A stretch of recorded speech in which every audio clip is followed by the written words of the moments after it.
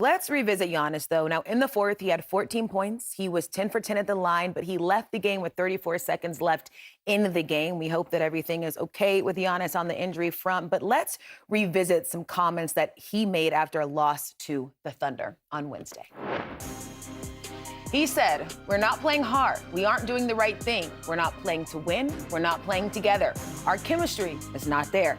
Guys are being selfish, trying to look for their own shots instead of looking for the right shot for the team. Guys trying to do it on their own." A lot there in those comments, UD. How do you take those remarks? I think when you make comments like that as a leader, one thing first is I would have liked it to stop at some point. And when you start talking about guys not doing this, those are the conversations you have in the locker room. Now, you hold people accountable. Hey, we're not moving the ball, we're not doing this. But when you start saying guys are being selfish, what guys are you talking about? Put a name to it. And if you're going to put a name to it, then that conversation needs to be had behind closed doors in the locker room with the guys. Because a lot of guys look at that and they feel like, hey, are you talking about me? And then it could cause a little bit of a divide. And one thing I've learned about these young guys in this generation is the leadership has changed from when I first came in the league. When you walked in the locker room, you immediately respected those veterans and those OGs. They told you to go get coffee. They told you to go get donuts. You did it. Now, you have to build relationships with these young guys. You got to meet them where they're at. You got to listen to their music? You got to listen to their music. You got to play their video games. You got to listen to their music. You got to play their video games, yes. And you have to meet them where they're at. But if you're able to corral these young guys, if you're able to get these young guys to buy in, then, the potential that they possess is unmatched. But you really have to meet these young guys where they're at. And that's one thing I learned in the locker room with the Miami Heat, that when you walk in this locker room, I can't expect you to be at the level of a guy who's been here 15 years with a wife and kids and all this. You're a kid. I have to come meet you where you're at and bring you along with me. And once again, you talk about trust on the basketball court and those things, you can't just build that in the 2 hours you're in practice. Spend time with these kids. Do you spend time with these kids, Giannis, as a leader? I'm not asking. I'm not in the locker room.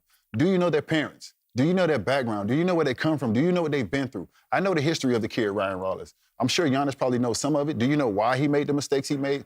These are things that you get to know about these young guys, and once you tap into these young guys and they realize you care, then they trust you. Once you have their trust, you can get them to reach their full potential and get them to do the things that you need them to do on the basketball court. But it takes work from you first. You can't just show up to a 2-hour practice and start yelling at people and think that they're going to start listening. It does not work like that anymore.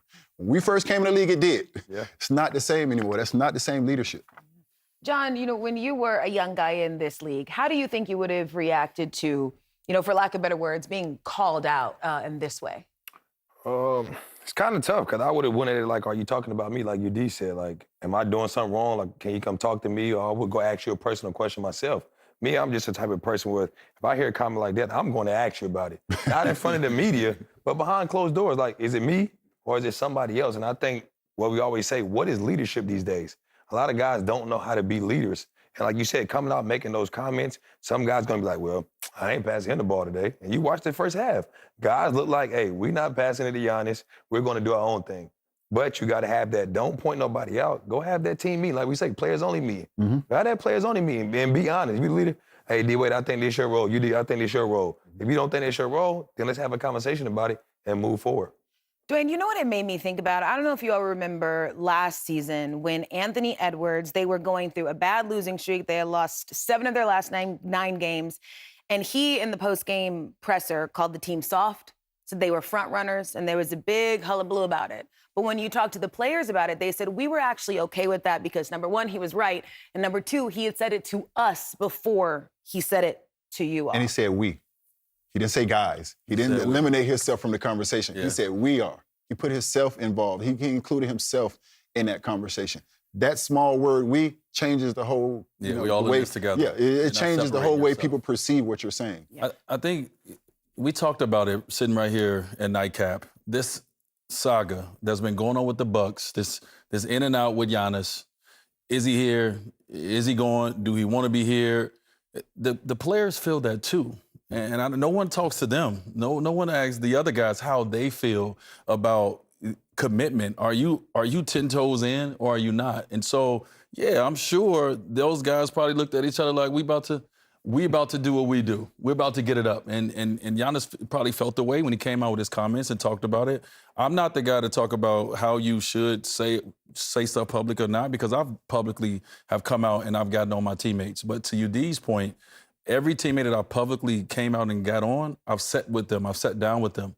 I've had conversations with Hassan Whiteside after calling him out in the media and talked to him about what did he really want from this game, and how can we help him get to where he wanted to go, because he wasn't doing that. He wasn't accomplishing that. And that's just one name. And so I think this is an important time for Giannis as he grows into this next phase of his life to be a leader and see what that next phase of being a leader is like with this young generation. It's changed. Listen, like Ud said, we came in, it was a way that you did things. Well, that's not the way. And if you're going to be in this NBA, if you're going to be in this league, it's a young man's league. You have to learn how to get to those guys.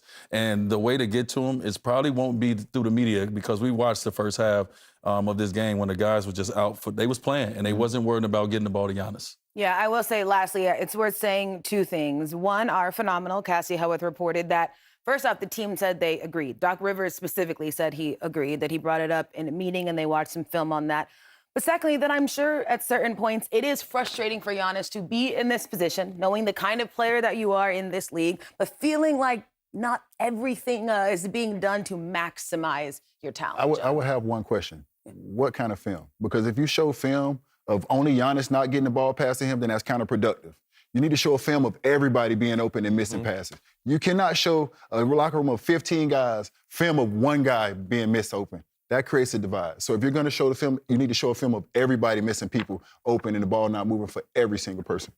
I'm Taylor Rooks with NBA on Prime. Thanks so much for watching. Don't forget to hit that subscribe button to see interviews with your favorite players, experience the most exciting moments from around the league, and see what the NBA on Prime crew is up to all season long. And remember, you can hang out with us live each week during the NBA season only on Prime.